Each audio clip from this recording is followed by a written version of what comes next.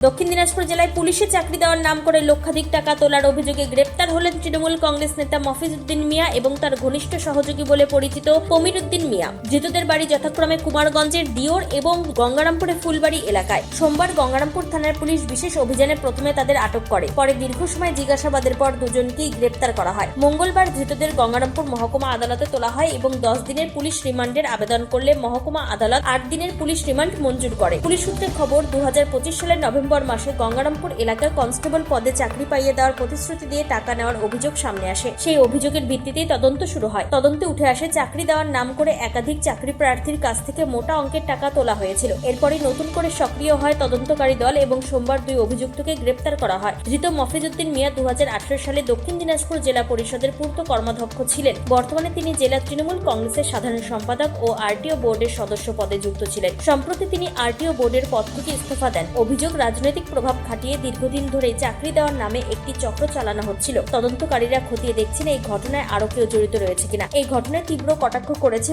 BJP জেলা সভাপতি স্বরূপ চৌধুরী। দাবি করেন, শাসক দলের নেতাদের বিরুদ্ধে দুর্নীতি ও চাকরির প্রতারণার অভিযোগ নতুন কিছু নয়। তিনি দোষীদের কঠোর শাস্তির দাবি জানিয়েছেন। এই বিষয়ে বিজেপি জেলা সভাপতি স্বরূপ চৌধুরী কি জানিয়েছেন শুনুন।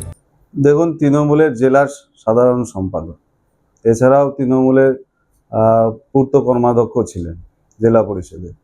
এইরকম ব্যক্তির বিরুদ্ধে দিনের পর দিন অভিযোগ ছিল। পুলিশের আগে কোনো ব্যবস্থা নেয়নি। কলকাতা পুলিশের বিভিন্ন পুলিশের কনস্টেবলের চাকরি দেওয়ার নাম করে লাগাতার ইনি টাকা তুলেছেন। তো তার বিরুদ্ধে ব্যবস্থা হবে। ব্যবস্থা এমন হওয়া উচিত যে এরপরে তৃণমূল কেন অন্য রাজনৈতিক দলেও শিক্ষা নেওয়া উচিত যে দুর্নীতি করলে তার ফলস্বরূপ কি হতে পারে।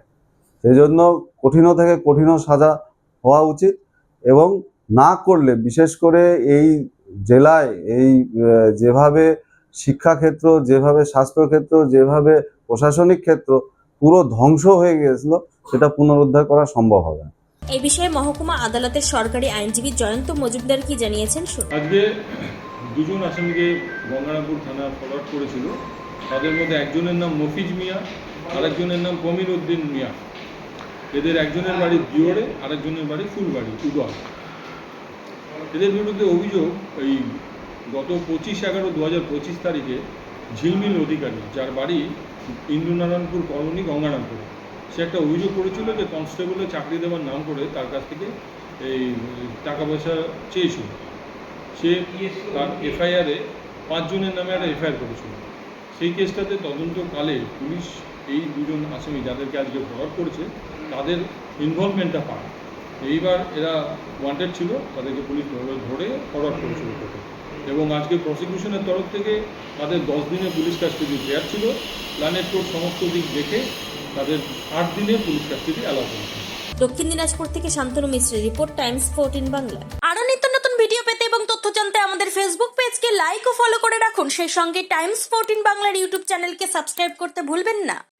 মুখের উজ্জ্বলতা হারিয়ে গেছে, স্পট পড়ে গেছে, ব্রণ ভর্তি, তাই আর দেরি না করে আজই আসুন রায়গঞ্জের চণ্ডীতলায় হেলথ প্লাস মাল্টি স্পেশালিটি ক্লিনিকে এবং এখানে পান অভিজ্ঞ ডাক্তার দ্বারা ফ্রি স্কিন টেস্ট। আরো বিস্তারিত জানতে যোগাযোগ করুন 9674895169 এই নম্বরে।